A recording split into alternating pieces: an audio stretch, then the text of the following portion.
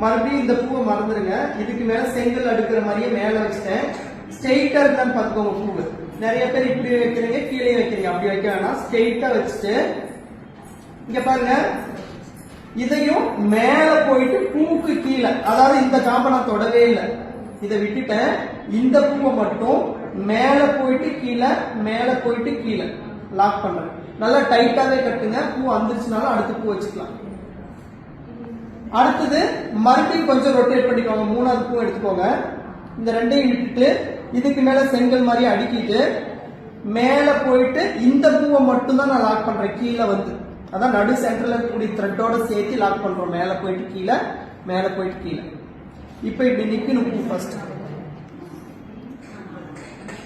இது ஒரு 4 பூ வச்சிட்டீங்கன்னா அடுத்தடுத்து ஆட்டோமேட்டிக்கா அது மேலேயே வந்துடும். கிளாக் வைஸ் ரொட்டேட் பண்ணுங்க. சுத்தும் போது கிளாக் வைஸ் சுத்துங்க, ஆன்டி கிளாக் வைஸ் சுத்தாதீங்க.